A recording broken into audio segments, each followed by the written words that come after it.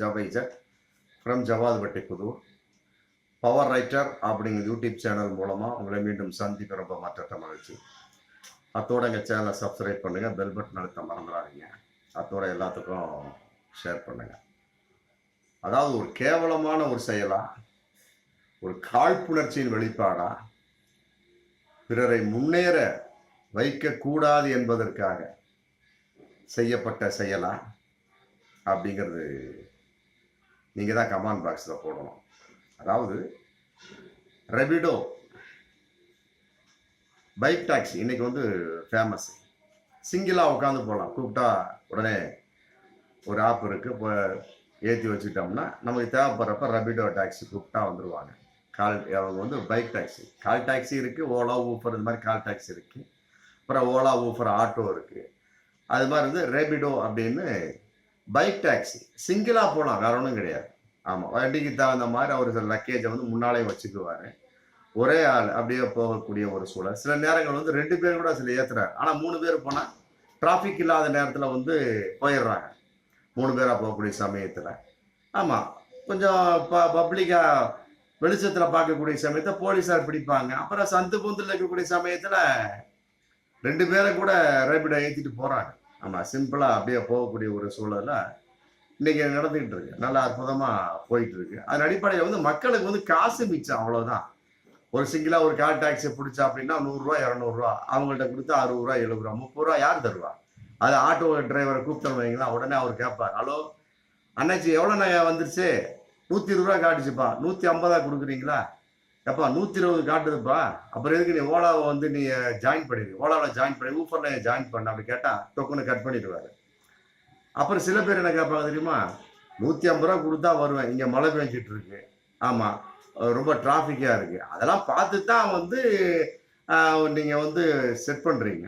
அது கால் டாக்ஸியாக இருக்கட்டும், ஆட்டோ டிரைவர்ஸாக இருக்கட்டும். கால் டாக்ஸியில் பெரும்பாலும் இந்த மாதிரி பிரச்சனை வர, ஆட்டோ டிரைவர்கள் இன்னும் அப்படி தான் இருக்காங்க.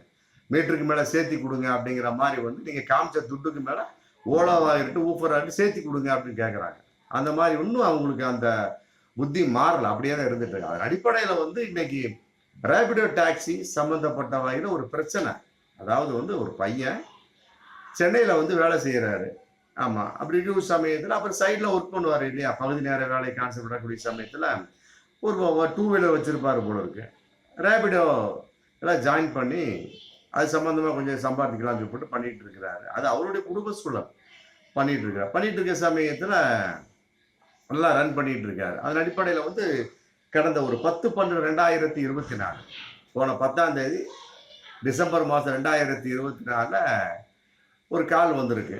அப்போ வந்து சைதாப்பேட்டை இருந்திருக்கிறார். கால் வந்தோன்னா சைதாப்பேட்டை ஹாஸ்பிட்டல்லேருந்து ஒரு கால் வந்திருக்கு, பெருங்குளத்தூர் போகணும்னு சொல்லி போட்டு. இவரும் சைதாப்பேட்டை ஹாஸ்பிட்டல் முன்னால் போய் பெருங்குளத்தூர் போகலான்னு சொல்லி போட்டு கூப்பிட்ற சமயத்தில் அங்கே ஆட்டோ இது கால் டாக்ஸி டிரைவர்ஸ் என்ன பண்ணியிருக்காங்க, நான் தான்ப்பா கூப்பிட்டேன்னு சொல்லி போட்டு, என்னடா பெரிய நீ டாக்ஸி இது பைக் டாக்ஸி ஓட்டுறது, உங்களால் வந்து எங்களுக்கு வந்து வாழ்வு ஆதாரம் போச்சு, ஏன்னா சிங்கிளாக இருந்தால் எங்களை கூப்பிட்டுட்டு இருந்தாங்க, இப்போ சிங்கிள்னா உங்களை கூப்பிட ஆரம்பிச்சாங்கன்னா அப்படி என்ன இருக்குது, நாங்கள் எப்படி பிழைக்கிறது அப்படிங்கிற மாதிரி போட்டு அடின்னு அடிச்சு.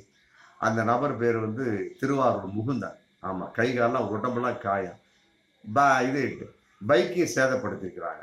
ஆமாம், உடனே இவர் என்ன பண்ணுறாரு, போலீஸில் கம்ப்ளைண்ட் கொடுக்குறாரு. கொடுக்கக்கூடிய சமயத்தில் விசாரணை என்ன தெரியுது அப்படின்னு ரொம்ப அதிர்ச்சிகரமான தகவல்.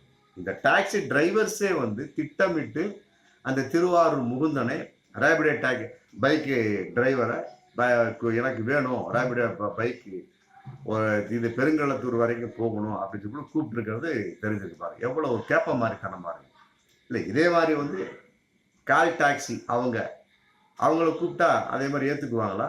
அதே மாதிரி அவங்கள போட்டு அடித்தா ஏற்றுக்குவாங்களா? இதே மாதிரி வந்து ரேபிடோ அந்த டிரைவர்ஸு அந்த பைக்கு டாக்ஸி ஓட்டக்கூடிய அந்த அவங்கள கும்பலாக சேர்ந்து இதே மாதிரி ஒரு கால் டாக்ஸி கூப்பிட்டு அடித்தா ஏற்றுக்குவாங்களா? இன்னைக்கு வந்து 3 பேர் அரெஸ்ட் பண்ணியிருக்காங்க. அதாவது வந்து அனகாபுத்தூர் சதீஷ்குமார், திருவேற்காடு ராஜகோபால், மற்றபடி திருவேற்காடு சிவகுமார், இந்த 3 பேர் சேர்ந்து அடித்த வகையில் திருவாரூர் முகுந்தனை ரேபிடோ பைக் டாக்ஸி அந்த ஓட்டுறவர் அந்த அடிச்ச வகையில் இன்னைக்கு அரெஸ்ட் பண்ணி வச்சிருக்கிறாங்க. உண்மையில இது ஏற்றுக்கொள்ள முடியாத ஒரு விஷயம். காலத்தின் கட்டாயம்ங்க அடுத்தடுத்து போயிட்டே இருக்கு. அதே மாதிரி தான் கால் டாக்ஸி வந்தது. எத்தனை ஆட்டோ டிரைவர்ஸ் வந்து போராட்டம் பண்ணாங்க. அப்ப அந்த ஆட்டோ டிரைவர்ஸ் இந்த மாதிரி டாக்ஸி கால் டாக்ஸி டிரைவர்ஸை அடிச்சிருந்தா இந்த கால் டாக்ஸி டிரைவர் ஏற்றுக்கொள்வார்களா? அப்போ கால் டாக்ஸி டிரைவர்ஸ் வந்து இது நியாயம்னு பேசுறீங்களா? ஏன் ஆட்டோ டிரைவர்ஸே வந்து இது சம்பந்தப்பட்ட இந்த ஷேர் ஆட்டோ வந்தது, மற்றபடி அந்த மேஜிக் வேன் வந்தது, அதெல்லாம் வரக்கூடிய சமயத்து எத்தனை போராட்டம்லாம் பண்ணாங்களா? இது தடை செய்யப்பட்டதா? அதே மாதிரி இந்த கால் டாக்ஸி தடை செய்யப்பட்டதா? ஆட்டோ டிரைவர்ஸ் போராட்டம் பண்ணோம்னா கிடையாது. காலத்தின் கட்டாயம். இதே மாதிரி வந்து அவங்க செஞ்சா ஒரு ரேபிடோ பைக்கு டிரைவர் செஞ்சா ஏற்றுக்குவீங்களா? கூட்டமனை சேர்ந்து நம்மளும் போட்டு அடிக்கலாம் அப்படின்னு டாக்ஸி டிரைவரை கூப்பிட்றாங்க போட்டு அடிக்கலாம்னு சொல்லிட்டு சொன்னால் ஏற்றுக்குவீங்களா? ஏற்றுக்கொள்ள முடியாது. உண்மையிலே இந்த 3 பேர் மேலே குண்டாஸ் போடணும். அப்போ தான் வந்து இது ஒரு மனசாட்சியோடு ஒரு தண்டனை கொடுத்து தான் வரும். ஏற்றுக்கொள்ள முடியாது. இதாவது மோசம், இதாவது பரவாயில்லைங்க, இதோட மோசம். ஆட்டோ டிரைவர்லாம் கூப்பிட்டா அப்படின்னம்னா ஆப் மூலம், ஓலா மூலம், ஊபர் மூலம் கூப்பிட்ட உடனே என்னென்ன எங்கே இருக்கிறீங்க, என்ன சமாச்சாரம், இங்கே இருக்கிறான், இவ்வளோ சேர்த்தி தரையா, அப்போ தான் வருவேன். இன்னைக்கு அவன் ஆட்டோ டிரைவர்ஸு அது ஓலாவாகட்டும் தனிப்பட்ட முறை நின்று இருக்கட்டும், மீட்டர் போகிறது கிடையாது. ஏன்னா ஓலாவனால வந்து செல்ஃபோன் இருக்கு தெரிஞ்சு போயிடுது. மற்ற நேரத்தில் மீட்டரே போடுறது கிடையாது. அதை வந்து போலீஸாரும் கண்டுகொள்வதே இல்லை. கேட்கணும். ஆட்டோ டிரைவர்ஸ் போயிட்டு இருக்க சவாரி ஏற்றிக்கிட்ட சமயத்தை எல்லாத்தையும் செக் பண்ணுறீங்களா? ஆமாம், போலீஸாரை பார்த்து ஒரு அன்பு வேணுங்க. எல்லாத்தையும் செக் பண்ணுறீங்க. இன்சூரன்ஸ் இருக்கா, டிரைவர் லைசன்ஸ் இருக்கா, எஃப்சி முடிச்சு எல்லாத்தையும் கேட்குற சமயத்து அதே மாதிரி எப்பா நீ ஏற்றிட்டு போகிற, சவாரி ஏற்றிட்டு போகிற, நிறுத்து, மீட்டர் ஓடுதா ஓடலையா, ஏன் ஓட்டல?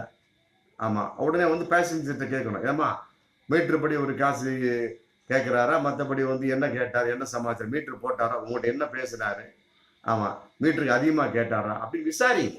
அப்போ தான் வந்து இந்த மாதிரி வந்து ஒரு முள்ள மாதிரி தரமான, முழுச்சவிக்கு தரமான, மோசமான இந்த மாதிரி ஃப்ராடு பித்தலாட்டமெல்லாம் வந்து கொஞ்சம் குறையும். எல்லாத்தையும் செக் பண்ணக்கூடிய போலீஸார் வந்து இதுக்கு செக் பண்ணுங்க.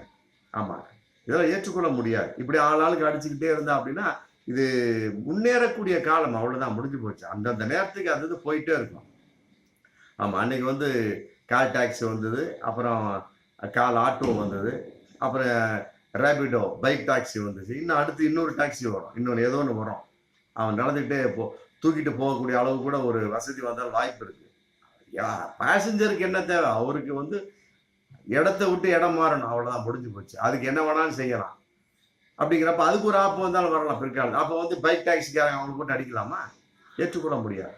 இது வந்து உண்மையிலே வந்து மனம் வருத்தக்கூடிய விஷயம் என்பதெல்லாம் விட இது முரட்டுத்தனமான செயல், ஃப்ராடு பித்தலாட்டம் அடங்கிய ஒரு செயல். அவங்களே 3 பேர் சேர்ந்து பெருங்களத்தூர் போகிற மாதிரி சைதாப்பேட்டைக்கு வாங்கன்னு சொல்லி போட்டு கூப்பிட்டு அடிச்சிருக்காங்கன்னா இதெல்லாம் எவ்வளோ பெரிய கேப்ப மாதிரி தானே.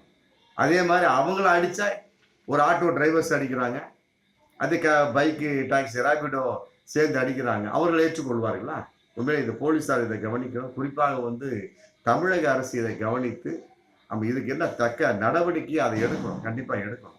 ஆட்டோவுக்கு பின்னால் அதிக தொகை புகார் சொல்லிட்டு போட்டிருப்பாங்க. அதெல்லாம் யாருமே கால் பண்ணுறதே கிடையாது. விக்கடாபம்னு சொல்லிட்டு அவன் ஏறி போயிட்டே இருக்கான். முடிஞ்சா போகிறான், இல்லாட்டி போகிறான். அதுக்கு தான் ஓலான்னு வந்துருக்கு, ஊஃபோன் இருக்கு. அதில் கேட்டாலும் இந்த ஆட்டோ டிரைவர்ஸ் என்ன பண்ணுறாங்க, சேர்த்து கேட்குறாங்க. நடக்குதா இல்லையா? இல்லையா? நடுவழியிலே தகராறு பண்ணக்கூடிய சூழல்லாம் நடந்துட்டு பேசிக்கிட்டே இருப்பாங்க. திடீர்னு அப்படி ஆச்சு இப்படி ஆச்சு மேடம், எனக்கு 10 ரூபா சேர்த்தி கொடுங்க, 20 ரூபா சேர்த்தி கொடுங்க அப்படிங்கிற மாதிரிலாம் பலவிதமான ஒரு சம்பவம்லாம் நடந்திருக்குது. ஆமாம், ஆனால் கால் டாக்ஸியை பொறுத்த வரைக்கும் அந்த மாதிரி கேட்டதில்லை. ஆனால் இப்படிப்பட்ட ஒரு சம்பவத்தை கால் டாக்ஸி டிரைவர்கள் செய்திருக்கிறாங்க, ஏற்றுக்கொள்ள முடியாது. ஆமாம், அதனால் வந்து இதை தமிழக அரசு கூர்ந்து கவனித்து என்னங்கிற சப்ஜெக்ட் பண்ணி அதுக்கு தகுந்த ஏற்பாடு பண்ணணும். இல்லாவிட்டால் ஆமாம் பயணங்கள் வந்து உண்மையிலே வந்து ஒரு பாதுகாப்பு அற்றதாகத்தான் இருக்கும் அப்படிங்கிறது தான் பகிரங்கமான உண்மை. பார்ப்போம் மீண்டும் அடுத்த வீடியோ. நன்றி.